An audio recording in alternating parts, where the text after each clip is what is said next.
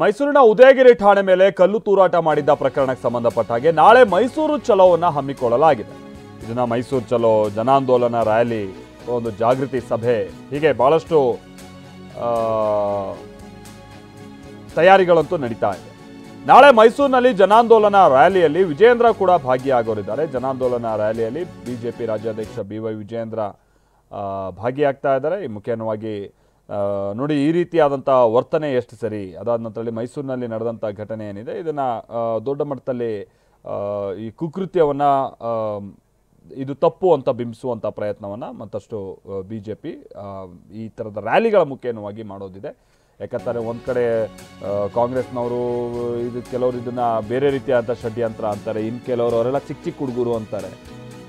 So ಈ ಥರನಾದ ಸನ್ನಿವೇಶ ಇರುವಂಥ ಸಂದರ್ಭದಲ್ಲಿ BJPಯ ಈ ಜನಾಂದೋಲನ ರ್ಯಾಲಿ ಇದೆಯಲ್ಲ, ಇದು ನಾಳೆ ನಡೆಯೋದಿದೆ. ಮೈಸೂರಿನಲ್ಲಿ ಇವತ್ತು ಮಧ್ಯರಾತ್ರಿಯಿಂದ ನಿಷೇಧಾಜ್ಞೆ ಜಾರಿಗೊಳಿಸಲಾಗಿದೆ. ಮೈಸೂರು ನಗರದಲ್ಲಿ ನಿಷೇಧಾಜ್ಞೆಯನ್ನು ಜಾರಿಗೊಳಿಸಿ ಆದೇಶವನ್ನು ಹೊರಡಿಸಲಾಗಿದ್ದು, ಉದಯಗಿರಿ ಪೊಲೀಸ್ ಠಾಣೆ ಮೇಲೆ ದಾಳಿಗೆ ಸಂಬಂಧಪಟ್ಟ ಹಾಗೆ ಪರ ವಿರೋಧವಾಗಿ ನಡೆಯುವಂಥ ಸಭೆ, ಸಮಾವೇಶಗಳು, ರ್ಯಾಲಿ, ಪ್ರತಿಭಟನೆ ಇದೇನೇ ಇದ್ರೂ ಕೂಡ ಅದನ್ನು ನಿರ್ಬಂಧಿಸಿದ್ದೀವಿ ಅಂತ ಈಗ ಆಲ್ರೆಡಿ ಮೈಸೂರು ಪೊಲೀಸರು ಸೂಚನೆಯನ್ನು ಕೊಟ್ಟಿದ್ದಾರೆ. ಈ ಹಿನ್ನೆಲೆಯಲ್ಲಿ ಎಲ್ಲ ಚಟುವಟಿಕೆಗಳನ್ನು ನಿರ್ಬಂಧಿಸಿ ಆದೇಶವನ್ನು ಹೊರಡಿಸಲಾಗಿದೆ.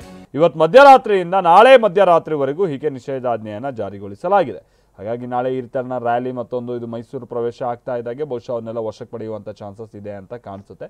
ಬಟ್ ಅದನ್ನು ಮೀರಿ ಭಾಳ ದೊಡ್ಡ ಮಟ್ಟದಲ್ಲಿ ಒಂದು ರ್ಯಾಲಿ ಅದು ಒಂದು ಆಂದೋಲನದ ರೀತಿಯಾಗಿ ಇದು ನಡೀಬೇಕು ಅನ್ನುವಂಥ ನಿಟ್ಟಿನಲ್ಲಿ BJPಯ ಪ್ರಯತ್ನ ಇದೆ. ಅದು ನೋಡಬೇಕಿದೆ ನಾಳೆ ಇದು. ಯಾಕಂದರೆ ಈಗ ಆಲ್ರೆಡಿ ನಿಷೇಧಾಜ್ಞೆ ಕೂಡ ಜಾರಿಗೊಳಿಸಿರುವಂಥ ಕಾರಣಕ್ಕಾಗಿ, ಅಂದರೆ ಇವತ್ತು ಮಧ್ಯರಾತ್ರಿಯಿಂದ ನಾಳೆ ಮಧ್ಯರಾತ್ರಿ ತನಕ ನಾಳೆ ದೊಡ್ಡ ಹೈಡ್ರಾಮಾಗೂ ಕೂಡ ಸಾಕ್ಷಿ ಆಗ್ಬೋದು ಅಂತ ಕಾಣಿಸುತ್ತೆ.